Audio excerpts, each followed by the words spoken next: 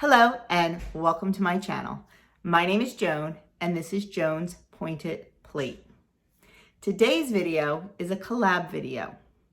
It is hosted by Carrie over at Weight Watchers with Carrie and Bee over at Bee's Journey.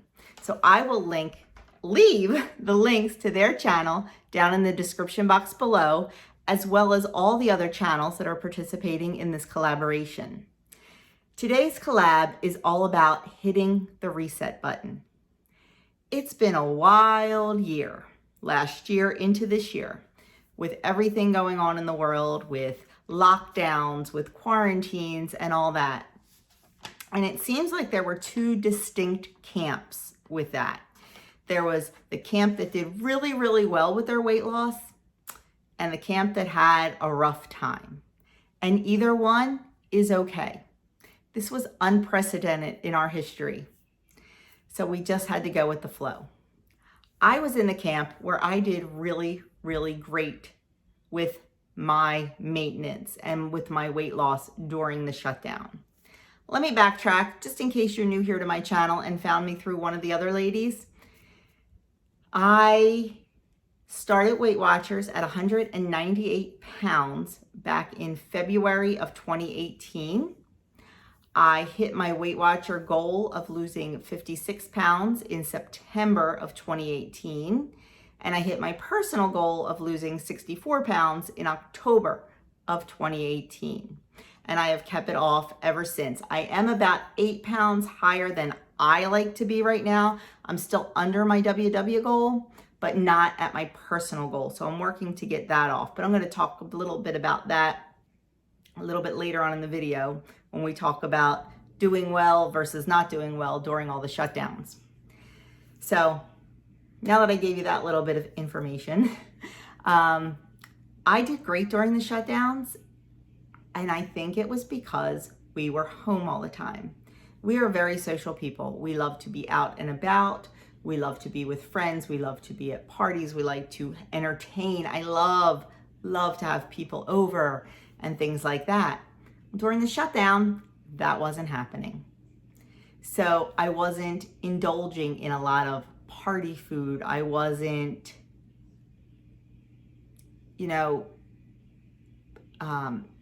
cooking a lot of celebration foods and things like that. So for me, I did really well. Now, I did do a lot of bread baking and stuff like everybody else did during that time, but luckily I was able to rein it in and I did not have a problem with that. So I did really, really good, as did my husband over the shutdown. We totally maintained our weight where we want it to be.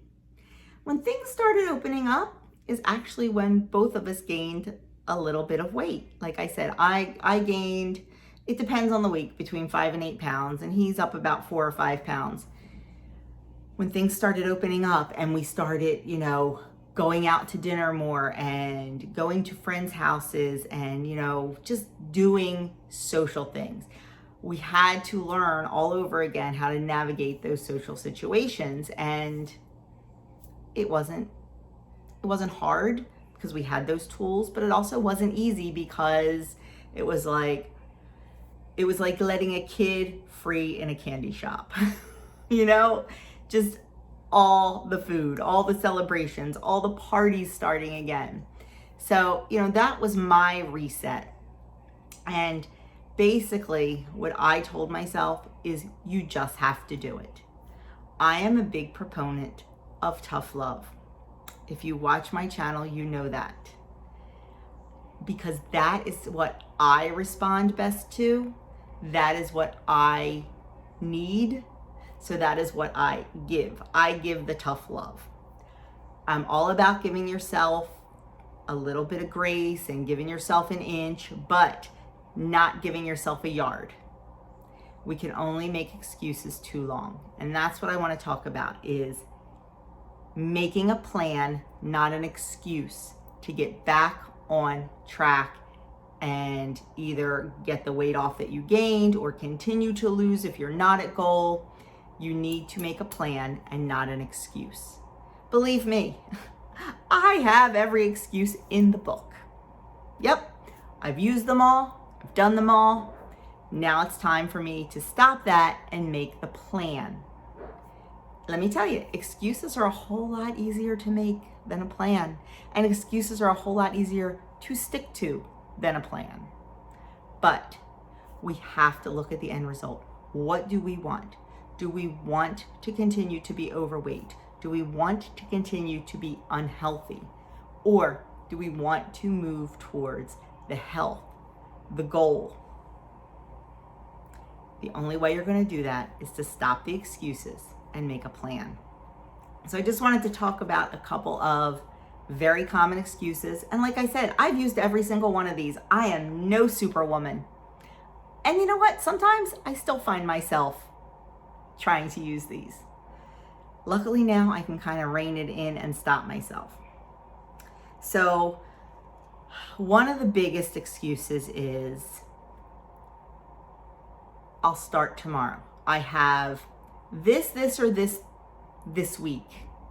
I have a party to go to. I have a work dinner to go to. I have vacation I'm going on. So once that's all done, I'll start. Guess what? It's never going to be done. There's always going to be a party. There's always going to be a celebration. There's always going to be something that you can use for an excuse. There is. There's always going to be something. You can pick any little tiny excuse like, well, we're going, down to the shore, down to the beach for the day, so I'll just start the next day. You can't do that, because the next day is going to lead into the next day, is going to lead into the next day. When you are ready, you just need to do it.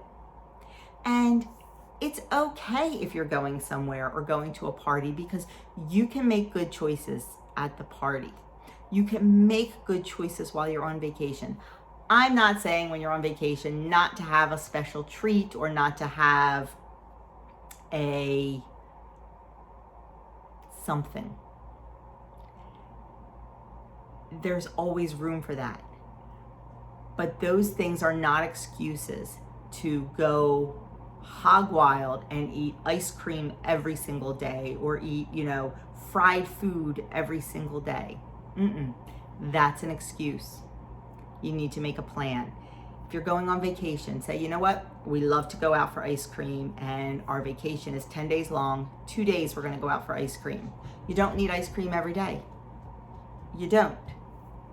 We have a visitor. So make that plan. Make the plan, not the excuse.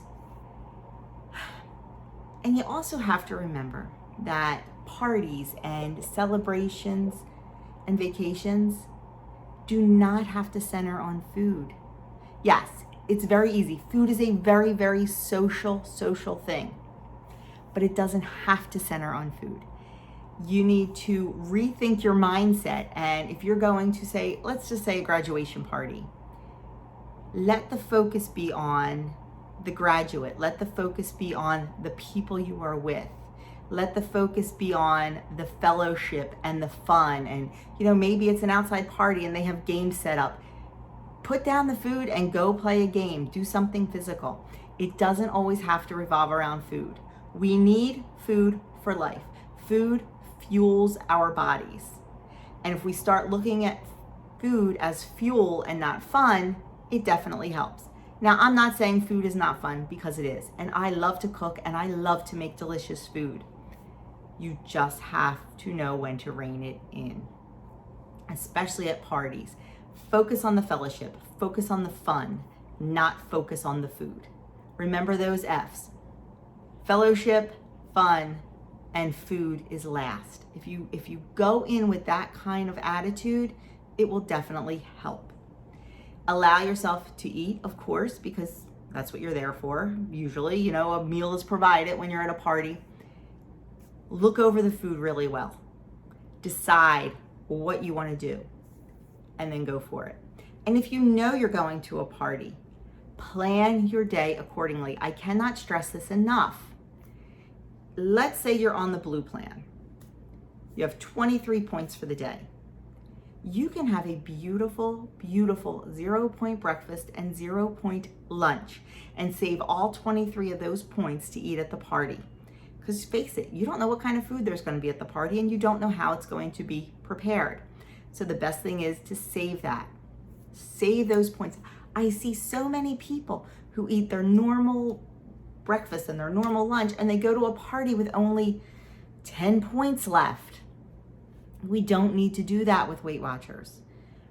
You can have a beautiful 0-point breakfast. You can have fluffy scrambled eggs and a bowl of fruit for 0 points on the blue plan. Then you can have for lunch, you can just throw a chicken breast in the air fryer with a little side of vegetables. Beautiful lunch, 0 points. Portion it out. You have all your points left for the rest of the day and for the party. So use strategies like that, not excuses. Plans, not excuses. Another excuse I hear so many times is, the junk food in the house, it just calls me. I open the cabinet and I see the chips and I see the snack cakes and I see whatever. That's an easy fix. Don't have it in the house. Now here come the excuses. The excuses. Well, I have kids. I have to have chips and I have to have tasty cakes and I have to have Hostess cakes. I have kids. I don't remember signing a contract when I had my babies saying that I would provide them junk food. Right? Yes, I know kids like treats, but why do kids like treats? Because we feel that they need them, and we start them off when they are young by giving them that stuff. I'm just as guilty, so I'm not preaching to you, I'm just telling you what I've learned. Is it a hard habit to break? Absolutely. Can it be done? It can be. So just don't have it in the house. You know they're going to go to friends' houses and probably have that stuff, and that's good enough. Let them have it once a week at a friend's house. Let them have it once a week when you go out for dinner. But don't have it in the house because it's not good for you. And guess what? It's not good for your kids, because if you have a weight problem or the children's father has a weight problem, they may be predisposed to a weight problem. So if we teach them early on about good choices and portions and once in a while treats, then we're giving them something that maybe we didn't have. And maybe, just maybe, they wouldn't have to struggle like we are struggling. Like I said, I wasn't the perfect mom. We always had treats. I always had treats for the kids. Looking back, would I change that? 100%. But it's water under the bridge, and I can only do what I can do to repair it now. So that's a big thing. Don't have the junk food in the house. Everyone will be better in the long run. I hear, well, my husband likes chips with his lunch. My husband likes dessert after dinner. Okay. Maybe once a week, maybe not every day. And I look at some of my friends who say this, and I look and go, well, maybe your husband needs to do what you're doing, and maybe he needs to rein it in a little bit because maybe his health isn't the best, or maybe your kid's health isn't the best. Things like that. I struggle with my oldest and his weight, and he struggles with it. And, he does the best he can, and he's not always perfect. Work in progress. And we have this discussion all the time about, the choices you make and the excuses we make. We all do it. We're human. We are human. I'm just here to try to give you a little tool case to help you fight that. And like I said, it all comes back to the excuses. So sit your family down and talk to them and explain to them that when it's in the house, it's a trigger for you. None of them may have to be on a weight loss journey, but I'm sure they will want to support you on your weight loss journey. Tell them, say it's not off limits, just don't bring it in the house. Have it somewhere else. Maybe, if you pack your kids' lunches for school, don't have it in the house to pack to their lunch. Maybe give them some lunch money and let them buy a treat at school so it's not coming into your house. Things like that. Like I said, we can always make the excuse. It's the plan we have to make. Another thing I hear is, I just don't have time to exercise. Let me clue you in. Weight loss is 80 to 85% what we eat and 15% what we do. Now, that being said, I am a huge proponent of exercise. I exercise at least 6 times a week. Why do I do it? Do I do it for weight loss? Nope. I do it for my health. I do it, number one, to tone up. I've got tons and tons of loose skin because after losing 64 pounds, I got a lot of loose skin and it ain't pretty. Is it going to tone up? No, but it's not going to get worse. And I do it for my health. I am a perimenopausal woman who, we know that women have a higher instance of heart disease, a higher instance of bone loss, among other things. I exercise for my health. I want to keep my heart healthy. I want to keep my bones healthy. I want to keep my joints healthy. And you do that through exercise. I am not saying that you need to go out and run a marathon. I am not saying that you need to do 2 hours worth of HIIT training a day, but you have to do something. Something that gets your heart rate up. I know the big thing right now is how many steps people get. And that's great because you are moving. But you need to get your heart rate up. Walking around the house, just leisurely, it's not getting your heart rate up. Do something that raises that heart rate. Once you've checked with your doctor and make sure it's okay for you to do some sort of exercise program. Let me preface that. But just get your heart rate up a little bit. Get that metabolism going. Get your body moving and you'll see a difference. And go back to that excuse of I don't have time. I don't either. I'm a busy person, but I make the time. How do I make the time? I get up at the butt crack of dawn because that's when I can do it. If I waited till nighttime to exercise, it's not getting done because by the end of the day, I'm exhausted. So I get up early in the morning and I do it. I didn't start by getting up at the crack of dawn. I just set my alarm 10 minutes earlier for a week. And then I went 10 minutes before that and it was a gradual thing. And now I get up, I exercise, I get it done, I feel great for the rest of the day. And it also helps me make good choices because I just did that sweaty workout for 40 minutes. Yeah, I'm not gonna eat that cupcake because it's just gonna undo everything I just did. So it's also a mental game. Another excuse, I don't have time to cook. Once again, make a plan, not an excuse. I work from home. I am home all day, every day. So I have a little bit more time to do things than someone who's leaving the house and going to an office. I get that. If you work all day out of the home and don't get home and then it's late and you just want to get takeout for dinner, make a plan. Maybe take a few hours on Sunday or Saturday before your week begins and do a little bit of meal prepping. Maybe barbecue up a whole bunch of chicken or cook some chicken in your Instant Pot or make hard-boiled eggs or whatever it is that you need to do to make yourself successful. Do a little bit of meal prepping. Come up with a meal plan, something easy. Not every dinner has to be a 5-course meal. It can be easy. It can be a sandwich. It can be a piece of chicken on the grill, something quick and easy. If you have it available to you and you know what you're going to do, you're less likely to be picking up that phone, ordering a pizza or ordering Chinese food. You need to make it a plan and not an excuse. Meal prepping is the way to go if you find yourself ordering out way too often. Think about your goals, think about what you want to do, and then plan around that.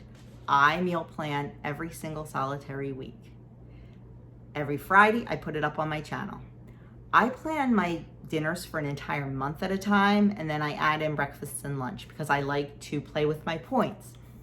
If I'm having a higher point dinner, I like to keep breakfast and lunch kind of low. If we're going out to breakfast and I know I'm gonna have a higher point breakfast, I like to keep lunch and dinner kind of low. So that is how I plan. It's easy to make an excuse. It's a little harder to make a plan, but I gotta tell you, it's worth it in the end. We need to do this for us. Everybody today talks about self-care. Self-care is more than just a manicure, a pedicure, and a facial. It's taking care of our bodies. It's the only one we've got. We need to take care of it. And part of that is our weight loss, our nutrition, and our health. So make a plan, not an excuse, to get back on track and to get reset. Like Nike says, you just have to do it. You do, and you have to make that commitment. You have to make that decision that you're going to do it, and you have to just do it. Are we going to slip up? 100%. Do I slip up? Probably every single day. But the difference between slipping up and giving up is huge. When you slip up, you get right back to it. When you give up, you give up. So if you slip up, get right back to it. And don't make the excuse where, oh my gosh, I had 2 pieces of pizza for lunch. I've blown the day. I'll just order a cheesesteak for dinner. If you slip up, get right back to it. Do not wait until the next day. Do it immediately. Do not let one bad meal turn into a bad day. Do not let one bad day turn into a bad week. Do not let one bad week turn into a bad month. Stop the cycle. You need to break the cycle, and you need to break it immediately.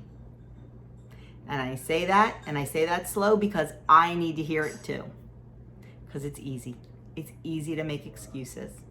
So let's stop with the excuses and start with the plans. We can do this. We can do this. We know we can. We have the tools to do it.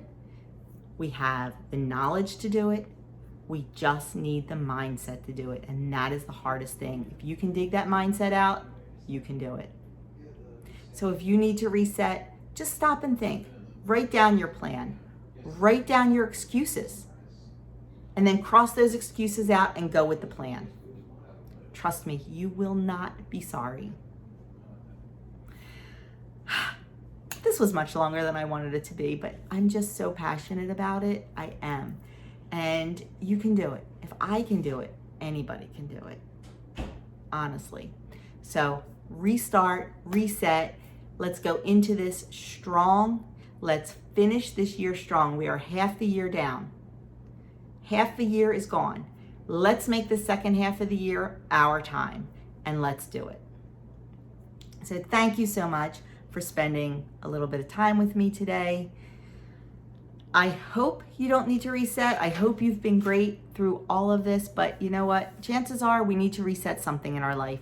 Even if it's not, that we've gained weight or whatever, chances are we need to reset something. So take these same principles and do it.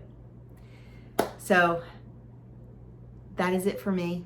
Please click on that description box below and check out all the other wonderful YouTubers who are here to give you what they've learned, who are here to give you their advice on how to reset and why to reset and when to reset, because there is a wealth of knowledge down in those videos. And if I didn't help you today, if my tough love is not what you're looking for, maybe there's one of those other people that will click with you, and that's what it's all about.